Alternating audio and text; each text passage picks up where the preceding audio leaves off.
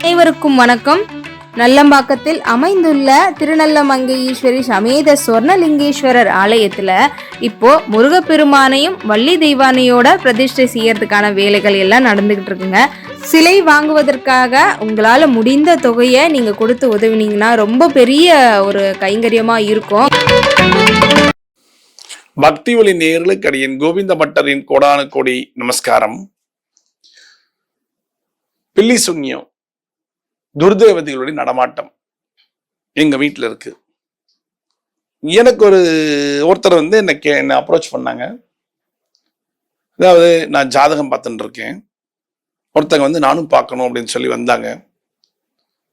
ஆனா அவங்க வந்தது ஜாதகம் பார்க்கறதுக்கு வந்துட்டு ஜாதகத்தெல்லாம் தூக்கி ஓரம் கட்டிட்டு என்கிட்ட கேட்டாங்க, என்னுடைய கணவர் நன்றாக வேலைக்கு போயிட்டு திரும்பி வந்தவர், நைட்டு தூங்கிட்டு அடுத்த நாள் காலையில் அவரால் ஏந்திருக்க முடியல, ஏதோ போட்டோன்னு அமுக்குது, ஏந்திருக்கணும்னு ட்ரை பண்றாரு, அவ்வளவுதான் அவர் படுத்த படுக்கை ஆயிட்டார். கடந்த 6 மாதங்களாக வேலைக்கும் போல எங்கேயுமே போல படுத்த படுக்கை தான். நேர என்ன ஒரே ஒரு வேலை தான் செய்வாரு, பாத்ரூம் போவார், வருவார், படுத்துருவார், அவ்வளவுதான். அவரால் எங்கேயும் இயங்க முடியல. வீட்டை விட்டு வெளியில போறதுங்கிறது முடியாத காரியம் ஆயிடுச்சு. இது எதனால வந்தது? ஒரு 2-3 பேர் இடத்துல போய் பார்த்துருக்காங்க. உங்க வீட்டுல யாரோ அவங்களுக்கு பில்லி சூனியம் செய்திருக்கிறார்கள், பிளாக் மேஜிக் அப்படிங்கிற ஒரு விஷயத்தை செஞ்சிருக்காங்க. ஒண்ணு. 2வது, ஒரு அம்மா போன் பண்ணுச்சு, சார் நான் கதவை திறந்தேன், கருப்பா ஏதோ உருவம் என்ன தள்ளிட்டு ஓடின மாதிரி நான் ஃபீல் பண்ணேன்னாங்க. அதுவும் ஒரு பிளாக் மேஜிக் தான். பயந்துட்டாங்க அந்த அம்மா. அடுத்தது என்ன நடக்கும் தெரியல, அடுத்தது என்ன நடக்கும் என்று தெரியவில்லை.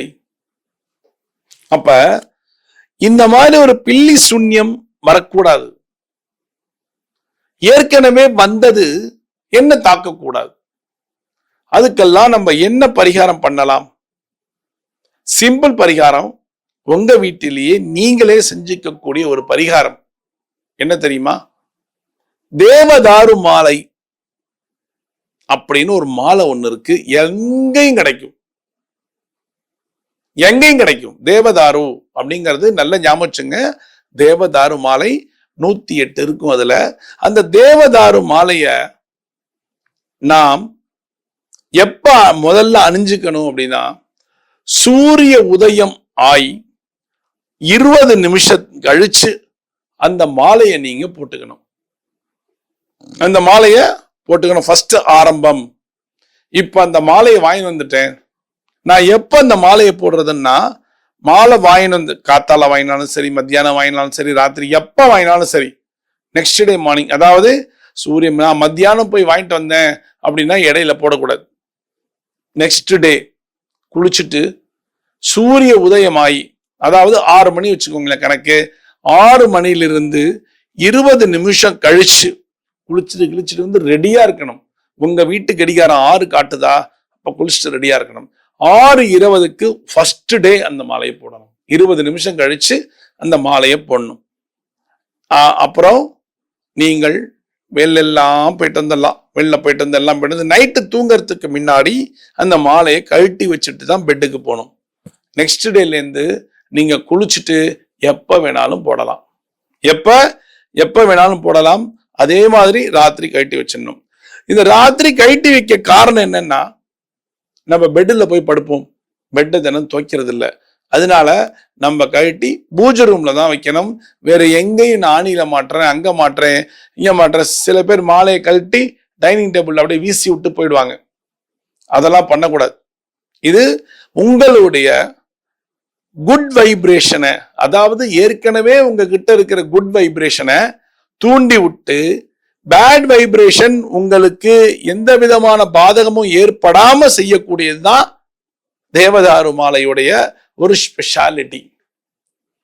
இந்த மாலைய யாரெல்லாம் கழுத்துல போட்டிருக்காங்களோ எங்கேயுமே அவங்களுக்கு நெகட்டிவ் அப்ரோச் அவங்கள பண்ணாது, பாசிட்டிவ் மட்டும்தான் அப்ரோச் பண்ணும். தேவதாரு என்பது எல்லா இடத்துலயும் கிடைக்கும்.